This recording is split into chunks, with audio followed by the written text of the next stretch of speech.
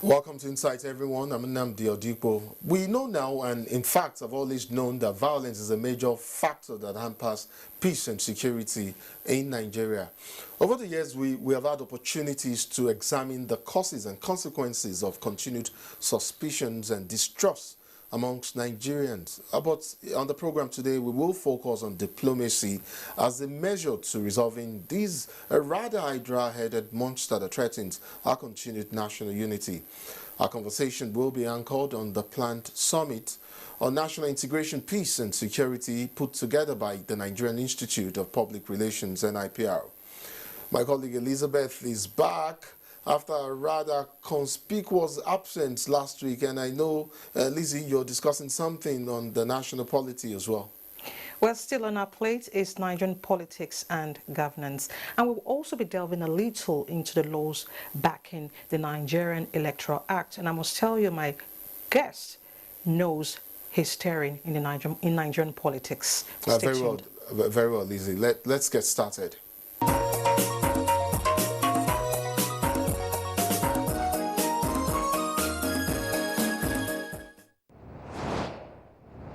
To kickstart the conversation, I'd like to state very clearly that there is no better time than now to bring up the imperatives for national integration, especially as Nigeria battles to quell raging crises across the country, resulting from violent ethnic rivalries, most of which have security implications.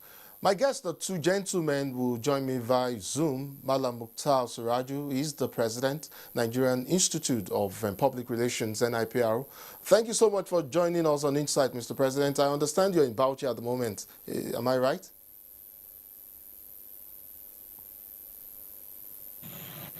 Can you hear me?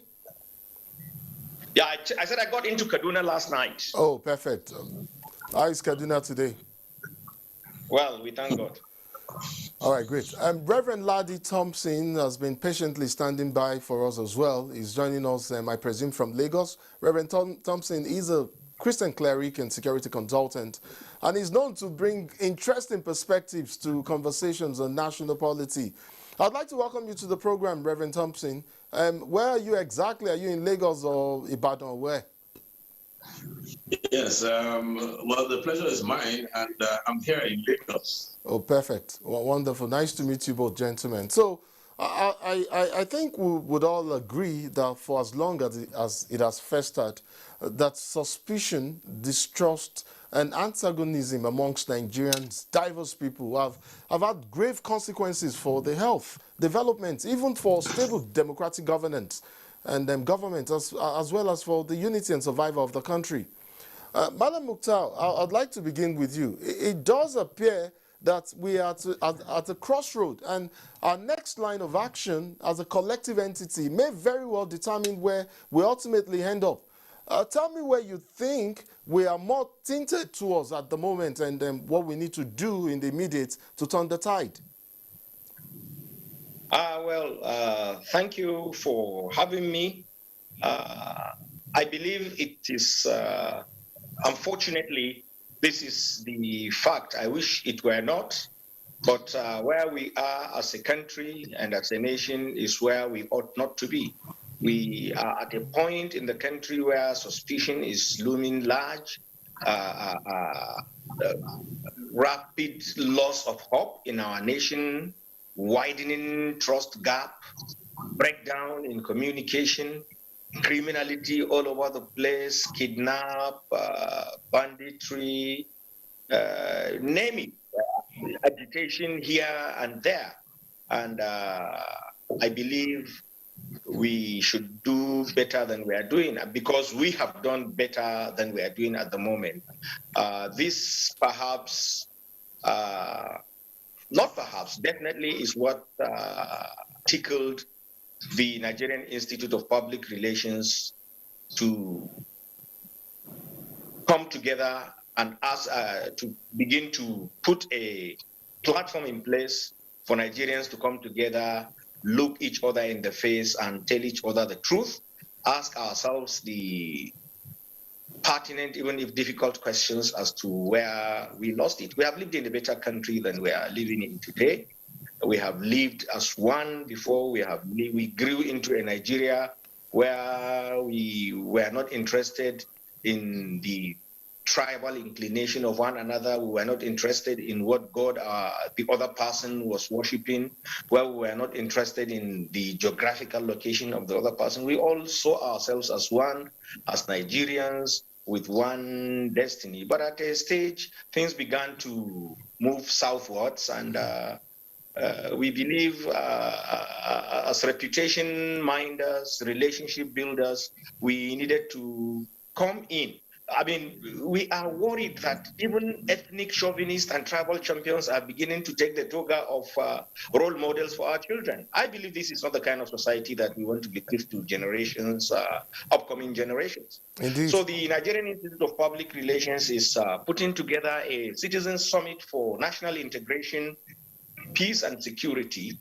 We believe we are well suited to provide that kind of platform, being a non-partisan, non-political institute, which is only concerned about the well-being of the country, about how relationships can be strengthened, because we already have relationships, the intertribal marriages, the interreligious marriages that we are all enjoying. We cannot just allow that to go down the drain. So we believe that at the core of the problem of this country is the breakdown in communication, and we want to provide the platform for Nigerians to once again communicate with themselves so that we can reopen conversation to restore confidence. I understand NIPRO manages relationships, and I mean, yes, you made reference, or rather you referenced our history as a nation. We've had quite an interesting history. But let me quickly come to Reverend Thompson, and let's talk security. In the past, you have described Nigeria's security associated challenges as a hydra, one that isn't necessarily just political, religious, or in fact ethnic. Help me put this in proper context and speak to what you mean when you say, and quite often too, that we need to properly diagnose what Nigeria's problem is. And that is one. Two, explain what you mean when you also say that we need a superior ideology and value system if we must win the ongoing war against insecurity. Thank you very much. But let me start first of all by actually congratulating Madam Mukhtar. You see, whenever we have crisis and chaos, if it is properly handled, it's always an opportunity for us to bring light out of darkness, for us to bring life out of death. And it's always an opportunity for us to bring victories out of defeats. So I've always said that this is a time when we need not just good leadership, but exceptional leadership. And when I got the invitation from Madam Mukhtar's NIPR organization and honored it and listened to what they have put together, I must say something that they have taken a very good step in demonstrating to this nation what exceptional leadership, which is needed for the hour, what it is. Now, having said that, let me just quickly jump in here, because in the course of our conversation, we will be talking about the format and structure of the summits by the NIPRO. But just let me allow you to go back to the questions that I asked earlier. Yes, you asked about the hydra. I did say that a medical doctor can never prescribe successfully until he has diagnosed accurately. Until you diagnose what the problem is, you cannot prescribe an effective cure. And that's why Nigeria has been on a learning curve. The challenges we are facing are twofold. One, unattended challenges from ancient times. And then this new hydra, this multi-pronged attack that is coming with an intelligence that is global, with resources that is global. It has studied Nigeria so well that it is actually exploiting every crack and crevice that we have. And that's why I said this is a call for exceptional leadership. For instance, in 1968, if I remember very well, I just want to give you one or two examples. A statesman said that the welfare and the happiness of Nigerians are indivisible. And it said so also are our misfortunes. And not only our misfortunes, and also our adversities. That statement went on to advise us as a nation then. I said that the first thing we need to do is to tackle all the forces that are working within the nation to tear it apart. Then secondly, he warned that we must put a halt to all internecine hostilities, which were designed into the package. And then he used the word recrudescence. He said we need to make sure that these things that keep repeating themselves never come up again. What has happened to Nigeria in reality is that nobody imagined that that global war form, that hydra, that terror hydra that is global, would show up in Nigeria. So it has shown up in Nigeria. It is extremely opportunistic. And I can tell you something, that you mentioned something about the architecture of thoughts and narratives. In many ways, it is a war of narratives. And that's why I actually think the NIPR is well positioned to help us in this regard. Don't forget that this is a new war form that goes beyond just kinetics. It's not a war that is being fought from the brain. It's a war that exploits the makeup of man, and it's being fought for the hearts of men, for loyalties. So you're going to find out that this warhead, this hydra, I have mentioned before, emphasizes a lot of use of media to introduce things to divide the nation and to exploit the existing cracks already. So you find out that we need to have what we call counter-narratives. Counter-narratives that help us to understand why we must stick together as a nation. And not only counter-narratives, we must right now, based on leadership that understands the challenge of the hour, we have to introduce to this nation a value system that every citizen will be ready to not only live for, but also die for. Let me just rest it at that point. Fantastic. So that gives me an opportunity to go back to Malam Suraju. I haven't listened to Reverend Thompson. Isn't it clear that what we need is the desire and consciousness of the political leaders and the entire citizenry to work together with the appropriate framework in mind, or frame of mind and instrumentalities, in order to have a successful and durable result? And if that is the case, why then is the NIPRO invested in a summit on national integration, peace and security with corporate Nigeria, of course, like you said, without recourse and input from the political class? No, I think you haven't gotten it right. We are doing this. Please, just make it clearer for us, yes. Yeah, that's what I'm trying to do. We are doing this in consultation and collaboration with all Nigerians. Political, economic, social, socio-cultural, name it. Oh, okay. If you are a Nigerian, you are supposed to be part of this revolutionary move. I call it revolutionary move because this is something that has never been done. All you used to hear were calls from only the political angles or from people who feel one way or the other shortchanged. But this is the first time a professional institute whose core mandate is actually relationship building and relationship mending that is coming together with this thing, blind to politics, blind to all these other things that tend to tear us apart. We are worried that rather than actually try to do things that accentuate the blessings that God has endowed us with, we always want to resort to exploiting our fault lines to make our points. I want to assure you that this is a project like no other. Okay.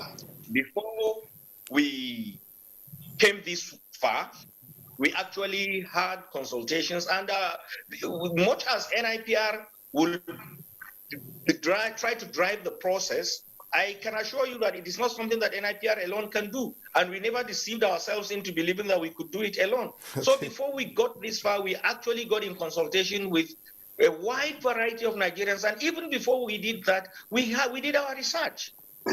We actually tried to find out what do Nigerians think. And what we came to realize is the fact that the people of this country, north, south, east, and west, I love with Nigeria.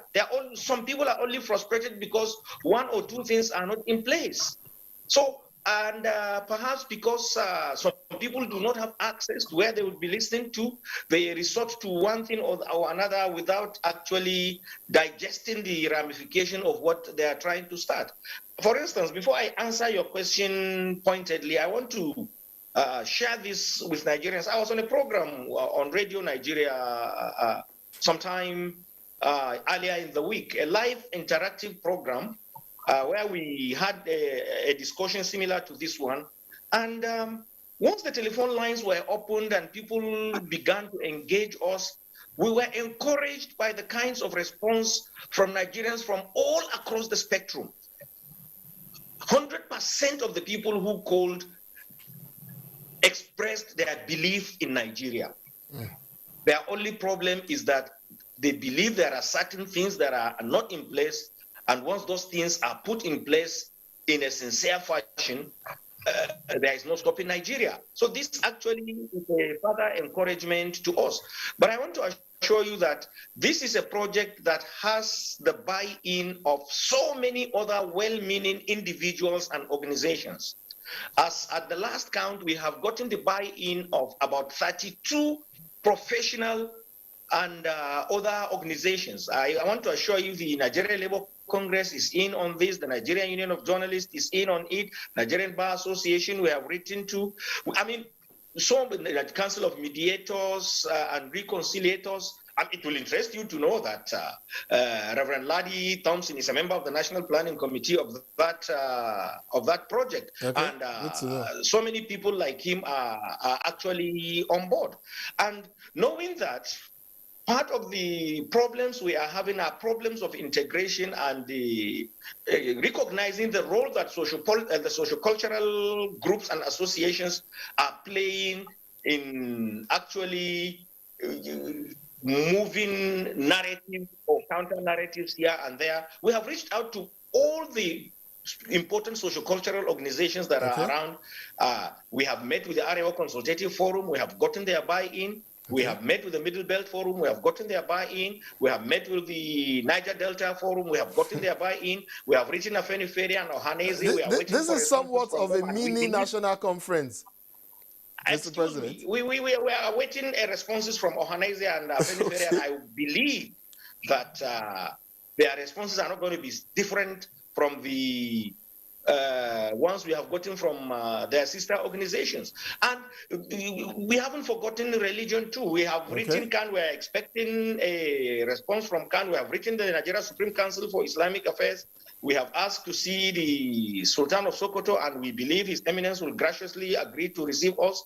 The presidency of the Christian community, the leadership of the Christian community too, we would visit. So it is a pan-Nigeria coalition that we want to build so that we can all come together, discuss how we can move this country forward. And one thing I want us to actually keep in mind while we are doing this is that this country is very beautiful. This country is great. In fact, one of the greatest countries, one of the most well-endowed countries on earth.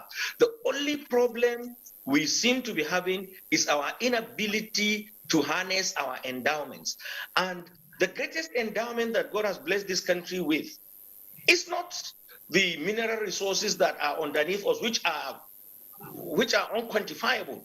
But I believe, from my own understanding of the endowment that we are blessed with, the biggest endowment that God has given us as Nigerians is our diversity. Once we are able to harness our diversity with everybody bringing their God-given endowment to the table for harnessing to pursue the collective benefit of the whole, I think even the sky cannot be the limit for Nigeria. But what do you think the problem or the challenge is? Do you think it's a function of leadership or it's a function of citizenship? I mean, why have we not been able to harness these enormous resources, like you said, that we have? It is the question of both. It is a question of both of the above. The leadership we have is a product of our own. Is our own product. The leadership. If people deserve the kind of leaders that they get, leaders emerge from the people. I get your explanation. This is not an indictment on any particular leadership. Of course, but of course I do agree. Past or present.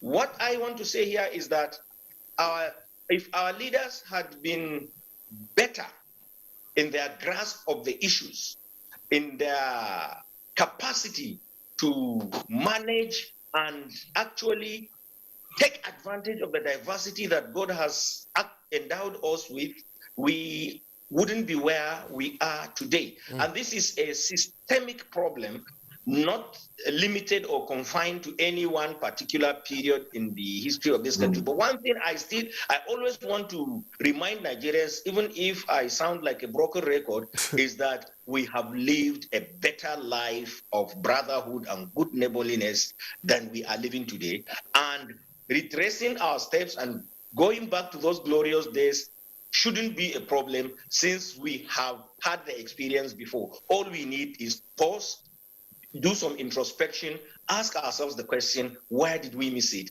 And then we can take off from there. Reverend Thompson, I need your perspective on this subject matter as well. But speak to me on national integration from the angle of security. It has been argued that a society is integrated when, one, it has effective control over the use of the means of violence. Two, when it has the center of decision-making capable of effecting the allocation of resources and rewards. And three, when it is a dominant focus, when it is a dominant focus of political identification for a large majority of politically aware citizens. Doesn't that imply that the pursuit of integration may not necessarily be peaceful, but that it could be forceful? Well, thank you very much. Fortunately, this is something I have started discussing with Dr. Ike Neliabu, who is the chairman of the committee that President Mukhtar mentioned, on which I am very willing to serve. You see, the truth is this. Anybody who wants to locate the future of Nigeria with peace and progress must accept, as the president said, President Mukhtar said, that we have a systemic problem. If I want to put it simply, I will say that Nigeria was designed to keep failing without falling. And because of this, if anybody wants to get Nigeria to optimize what we have, our diversity, we cannot but bring in what they call complexity theory into the picture. Don't be alarmed by that big terminology. I was going to ask you for an explanation, actually. It only means the study of chaotic and complex communities with a view to bring out order, structure, peace, and prosperity out of the chaos and complexity. And I want to tell you that one of the reasons why I'm enthusiastic that this could be a game changer is that not only is it that what the NIPR has put together, not is it only creative, not only is it ingenious, it's also audacious, and I want to believe that if things are done properly. Now, let me weigh in on what I was saying earlier, because we have to discuss these issues. Okay. Nigeria has many problems, and the field of politics is one of the fields that has to be handled with a lot of wisdom and care, for the simple reason that every politician thinks about the next election. So it takes statesmen and patriots of the highest order to think beyond elections into the generations to come. And once we need to just granulate something, since Nigeria has been operating an American-style democracy. Now, what we need to realize is that the second president of the United States of America, President Adams, that's the very second president America ever had, he's made a comment that I think is one of the things we need to bring to bear to the political world in Nigeria. He said, and I quote, "I study politics and war so that my children will be able to study architecture, agriculture, and other topics, so that their own grandchildren can even go into pottery, dance, and things like that as the nation prospers." you will find out that in the Nigerian context, the average politician does not have a structured approach to the study of politics and never studied war at all, hostilities.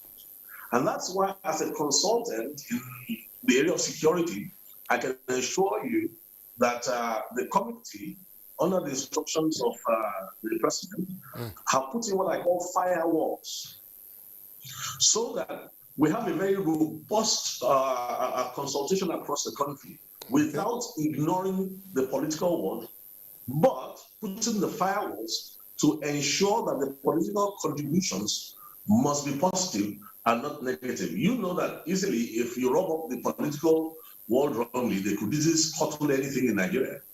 But that's not going to happen here, because we all have a common interest.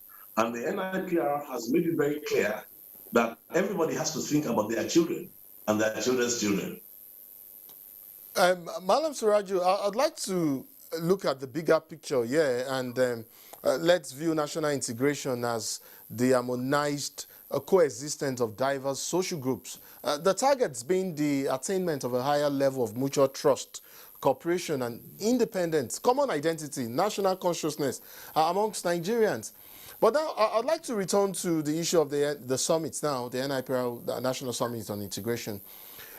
And like I said, look at the bigger picture. If everything goes as planned, how confident are you that the outcome would be as significant and perhaps as profound to make impact, just like the last national conference set up by the then government of former President Goodluck Ebele Jonathan, which outcome, for the lack of a better word, was dismissed? Well, without prejudice to the reports of that committee and other committees that actually looked at our nationhood before them, I think this one, like I said, is a project like no other. All others were products of political squabbles. You will agree with me on that. Politicians had their problems, and with due respect to our politicians, of course, we have tried to enlist their support. Sometimes you never hear from them until this politician gets the shorter end of the stick from the political dining table.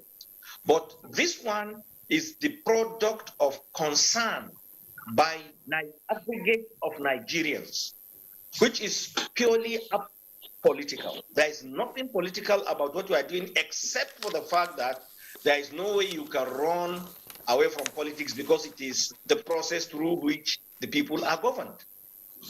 And there is no way we can run away from actually enlisting the support of politicians, because they are our leaders now, they were our leaders before, and they will be our leaders tomorrow. That is as far as the political angle to this is. But this one, like Reverend Thompson has said, we have a firewall.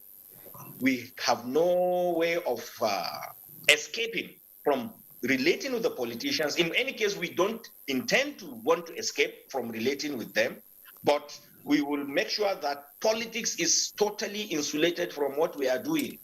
That is why we call it Citizens Summit. And before I go into your question head on, I want to let you know what the structure of the summit is going to be like. We want it to be a bottom-up process. We are Can you very quickly go over that, because we're fast running out of time? Yes. Yes, we want to start from the state levels. At each state, there will be state planning committee, just like we have the national. They will do their own kind of talk shop, where they will aggregate the average thinking of that state, then they escalate it to the geopolitical zonal level, and at the end of which it will culminate to a national summit, which will hold in Abuja. We believe that the recommendations will be far-reaching, will be sincere, will be pan-Nigerian, and we believe it will be such that it will be too forceful and too strong for any government in place to ignore it. Great. I hope so. Gentlemen, we're fast losing time, but I'd like to flip over now, just like I know we've been flipping between national integration and security. I'd like to move over to Reverend, to Rev. Is he still there? Great, he's still there. But Yes. I haven't established the nexus between the issues of national security and national integration, I beg your pardon, and security. Reverend Thompson, I listened to you earlier and I hear you talk about the new war form, and you've actually talked about the constructing the military chain of command. In the past, you recommend for it to be more fluid and responsive to exigencies. But tell me something, how exactly does national security supersede military response? And please attempt to link that to a more reconcilable means of achieving sustainable national security in national integration. Very quickly, if you can. Okay, let me quickly tell you something that Irredenti's cause, the cause for separation today, is the greatest danger to national unity, because once we have a fractured front, how can we resist external aggressors? It's going to be very difficult. And that's what makes it extremely important that this effort by the NIPR must succeed. I'll tell you why. Everywhere we say it is better to Georgia than to war. Yes. But if you look back at Nigeria's history, there's been so much violence and turbulence in the past that it's been difficult to have constructive conversations that are truthful. But what NIPR is doing right now is this, because I was their keynote speaker 2 years ago in their convention, and we spoke about the issue of non-violent communication and trying to get the adoption of non-violent communication as the standard platform for all national discourse. Now, you will agree with me that the concept of non-violent communication has worked all across the world, and it is also a deeply African concept in itself. And once we are able to digitalize this and Africanize it, Okay. I can assure you that we can revisit Zungeru, we can revisit 1914, we can revisit the concept of Biafra, we can revisit the event of Biafra, the trauma of Biafra, and many things that are very incendiary right now that nobody else can touch. But don't forget that public relations has the tools, the basic tools, that once we establish non-violent communication as the platform for all discourse, it de-escalates tensions. It separates the smoke from the substance. And I'm very sure, looking at what the attitude is and what has been invested in this, I honestly believe it's going to be a game changer. So you don't think you actually think it's possible to have a nation state where the lines of division are extremely blurred, and it isn't just utopian to have national integration in a very safe environment, where there's the prevalence, I beg your pardon, of mutually beneficial interest and values. I'll tell you this quickly. The way to achieve that, which every nation in the world does, is that there are what we call enculturation programs. Every child learns, the scientists will tell you that every child from age 0 to 7 learns subconsciously. And then the conscious learning starts from 7 upwards. Now, in most nations of the world, this is what happens. A baby born in Nigeria is neither Hausa, Fulani, nor Igbo. It is the enculturation that starts from 0 to 7 that makes the person a cultural national. Now, what the colonials did to us was this. The program that creates in Nigeria was originally designed to be weaker than the program that creates an Igbo man, a Yoruba man, a Hausa man, a Fulani man, and a Edo man. So out of this kind of conference and this effort, you can be assured that there are so many erudite scholars on that board and pragmatic people who will be able to advise on how to craft out a Nigerian enculturation that is much stronger than any local identity. Within 5 years, you will see the profound effect. of a Nigerian identity. Gentlemen, unfortunately, this is where we'll draw the curtain on this conversation. But of course, I look forward eagerly to the outcome, or rather to the sitting of the summit. And of course, I also look forward to the outcome. Malam Mukhtar Suraju, President, Nigerian Institute of Public Relations, NIPR, and Reverend Ladi Thompson, Cleric and Security Consultant. Well, of course, I do understand now that you're also a member of the National Planning Committee of the NIPRO Summit on National Integration, Peace and Security. Gentlemen, I want to graciously appreciate you both for your participation and insight. It's been a delight getting your perspectives on the issues raised. Thank you so much for coming on the program. Thank you. Pleasure. All right. Thank you. And Elizabeth Omori is up next for the rest of the program. Thanks for joining us. In a modern democratic society, politics is considered to be a scale of governance. Several schools of thought believe with the amendment of the Electoral Act, there will be an impressive positive change in our electoral system and by extension reduce electoral violence. Rule of law, democracy and elections, all in a bid to serve humanity. Today we will take a look at the nation's electoral process and implication on governance and our party system. My guest, Kasim Afegwa, former spokesman, PDP Presidential Campaign Council, is also a seasoned journalist, and I must tell you, he's very familiar with the political terrain in Nigeria. Mr. Kasim, thank you so much for coming on Insights. Thank you very much for having me. All right, politics is all about governance. And taking a cue from the Electoral Act, where are we headed? That's a question for all Nigerians. Where are we headed?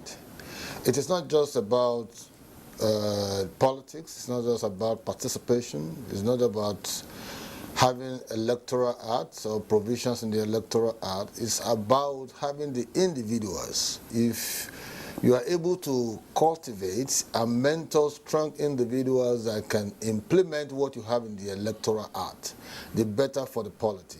And I think to a large extent, INEC has been doing a yeoman's job. They have been doing well. In recent times, isolated elections, there are less acrimonies and what have you. But you still need to implement the provisions of the Electoral Act to the letters, because it is not just about having laws. It's about having the will to implement laws. How much of sanctions do you give out where there are infractions, where there are abuses, where people are unable to or deliberately flout the provisions of the law?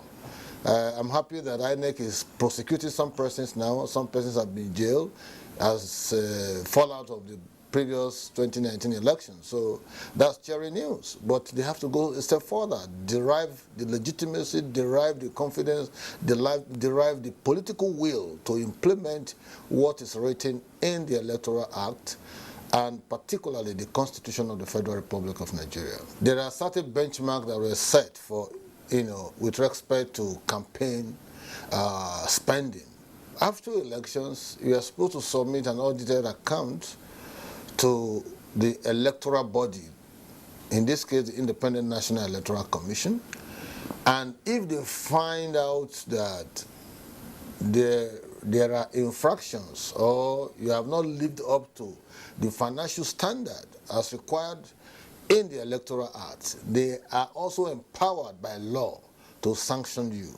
We still need to get to a situation where our law will truly count, our law will truly apply, so that those who are coming to be part and parcel of the electoral process will see a level playing field, not just about mouthing it, but seeing it that it exists for all participants, because everyone is a contributor to the national destiny and national hegemony.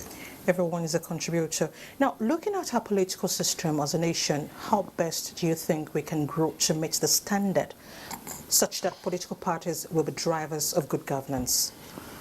Oftentimes you hear people talk about politicians. Oh, politicians are insincere, they are dishonest, they are this, they are that. But you've forgotten that it is the political parties that actually recruit leaders who will preside over your collective patrimony. It's also about setting an agenda, telling them this is what obtains, this is what should obtain, so that in the final analysis, the good will be for the nation and for the people that reside in the nation in portions of their legitimate aspirations, whether in the morning, afternoon, evening, or any other time. For me, I think we need to talk to ourselves. There has to be attitudinal change. There has to be a reorientation of minds. There has to be a proper agenda setting for what we want to see, happen in Nigeria in the 21st century world. We need to drive governance in such a way that we'll be thinking about the future of our children and not just what we are now. These days, I was reading a news about 2 hours ago that China is exporting cocoa. I was shocked because they took cocoa products from somewhere and they are now growing cocoa in large quantity and exporting. That's a huge challenge for Ghana economy, for Nigerian economy. So people are thinking forward. They are forward-looking, utility-driven leadership, because you need the players in the political process need to buy into what government is doing or what the electoral body is doing, so that when they take decisions, the decisions will be seen from the point of view of patriotism, from the point of view of transparency, without let or hindrance. It is also desirable for them to be thinking forward-thinking, generate utility-driven ideas that can mitigate all the excesses of politicians and those who want to contest elections. But what is the penalty for such? And what is the role of INEC in ensuring that anybody who carries a ballot box has a certain punishment waiting for him or her? That's the question, and that is why the Electoral Act must make provisions for those kind of abuses in order to correct or mitigate the excesses of politicians. The excesses of politicians. Now, I would like you to take you outside your terrain, which you're very comfortable with. Let's talk about China's CPC. I'm sure you're familiar with the party, which recently marked 100 years as a political party, yet still waxing stronger. Do you see our political parties growing to that level? You see, the China history is different from us. They have their own system of economy is also a different one from what we practice here, but their system have worked for them for so long. I was listening to a documentary recently where someone would say that it's not about democracy, it's not about democracy all the time. It's about what system works for a particular nation, given their peculiarities. But when the Western democracy is foisted on us, and we do not have the attitudinal orientation to manage, and assimilate, the ingredients that should naturally factor a very virile democracy, then it becomes a problem in terms of delivering the goods and services that are required in a democracy. But for us, Nigeria is a nation of ethnic multiplicity, several ethnic multiplicity. Political parties in Nigeria, if you allow them to go the rate at which they are going, you may have about 100 or 200 political parties. Until INEC, took the bull by the horn to deregister about 74 political parties, which the Supreme Court of the land also endorsed, we were almost getting to over 100 political parties in the country. Now, as we speak, we have about 18. And those 18, are they viable? Political parties can exist, but when it is time to conduct presidential elections or governorship elections, parties that have strength are the ones that ought to participate in those elections. Others can participate at the municipal level, local government level, councillors of local government and what have you. But the serious elections, the big elections, should be for the big parties. And Nigeria cannot afford to be a one-party state. That would be like a self-destructive mechanism to implode or to explode the system.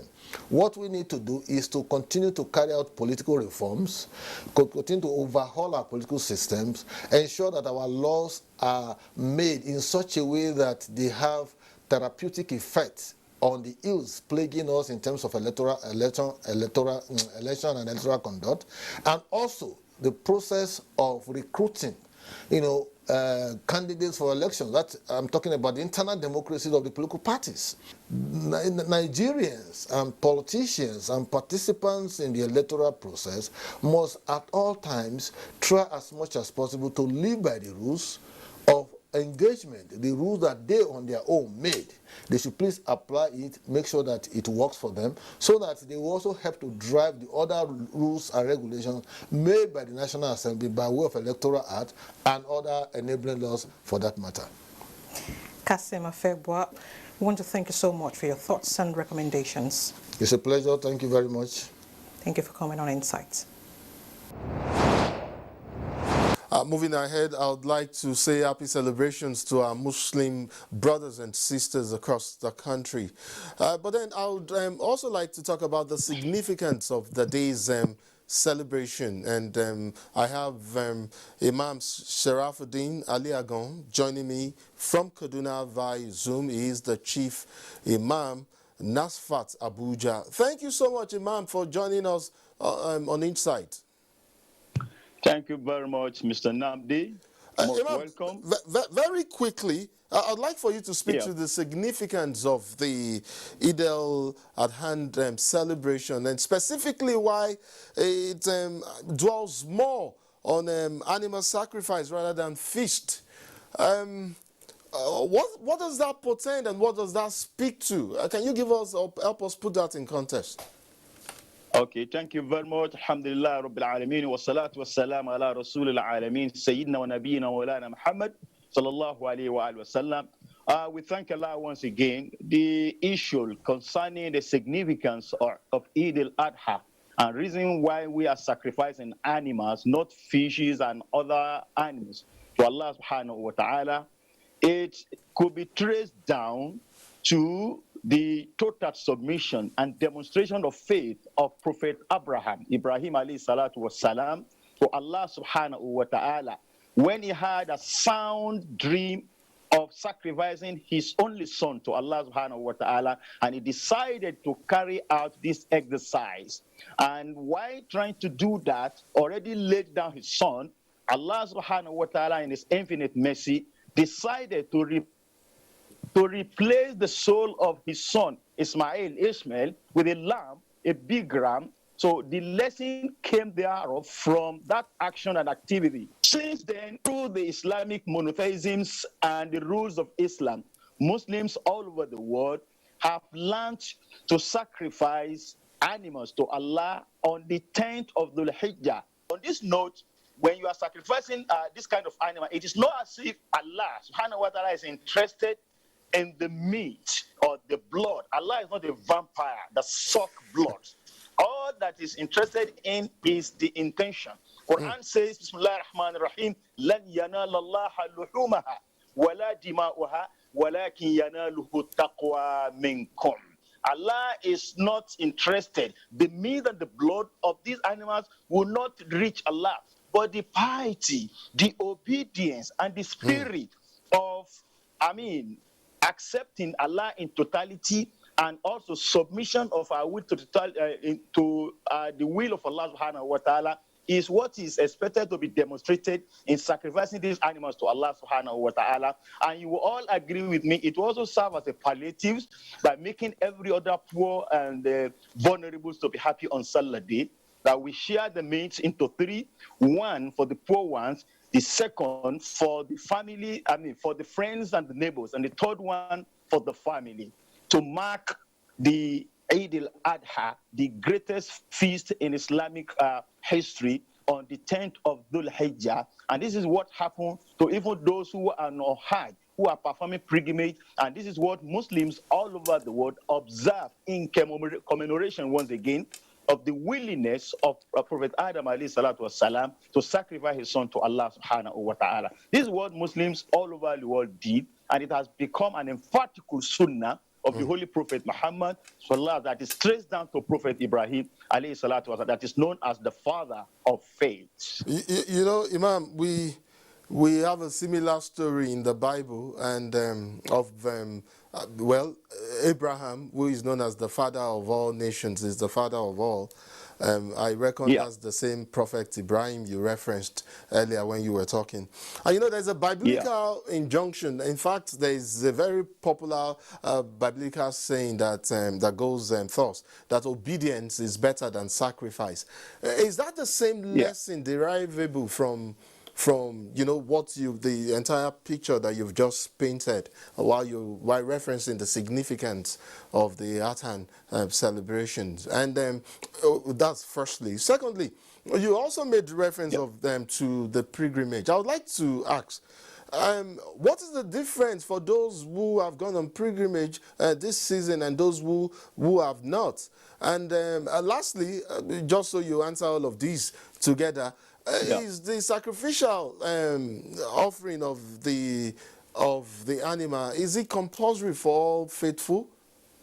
Please take all three questions together. Okay.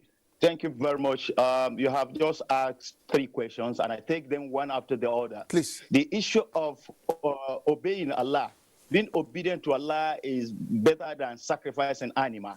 In Islam, everyone that is able to have a sacrificial animal, to make provision for sacrificial animal is seen, and now sacrificing it on Salah is seen as demonstration of his obedience in totality to the will of Allah subhanahu wa ta'ala. So by sacrificing animal is known in Islam as obedience to Allah subhanahu wa ta'ala, just like the way Prophet Ibrahim alayhi salatu wasalam obeyed Allah through the sound dream he had that day. The one who do not have animal to sacrifice does not mean he's disobeying Allah. Okay. He's not in position, he's not financially buoyant to provide an animal. So on that note, there's no problem. At least we want him to also be happy on that day. That's why part of the animal will be shared to him, because he will have also sacrificed the animal if he's in position, if he's financially buoyant to get one. So all these are part of the obedience to Allah subhanahu wa ta'ala. And number two, the difference between those who are on Hajj, performing pilgrimage, and those who are at home. The difference is now that those who are on Hajj are actually performing the fifth pillar of Islam, which is not, it is in connection with the 10th day of the Hijjah of Salah day. So on that Salah day, they also do the same thing at the Holy Land. Why Muslims all over the world in their respective countries and places will also sacrifice their animals to Allah. They are at home, while the pilgrims are there in the Holy Land, also sacrificing their animal on the same day to Allah subhanahu wa ta'ala, because it is major part of the Hajj rites. Imam, you know, this season, I grew up in Lagos, and in back in the day, the Yorubas called this season Ileya.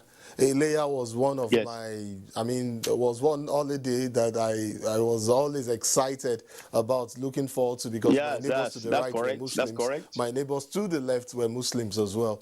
And so for me, it was quite, and usually this period was always one that I looked forward to. But things, I don't know, things have since changed.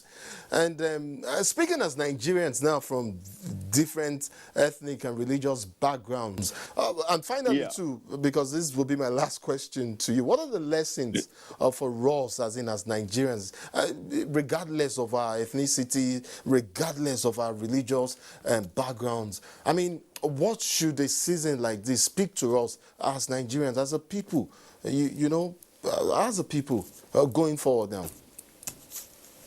Thank you very much for that beautiful questions.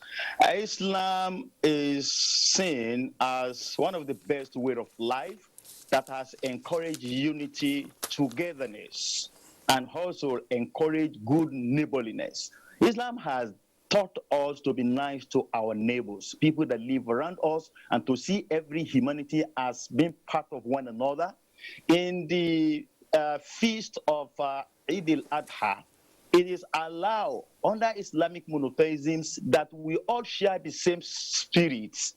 The Muslims and non-Muslims are allowed to rejoice with their Muslim brothers, their Muslim neighbors, their Muslim countrymen, at least to be happy together, to celebrate together. It is not out of point for Muslims to share their meat to their neighbors who are non-Muslims.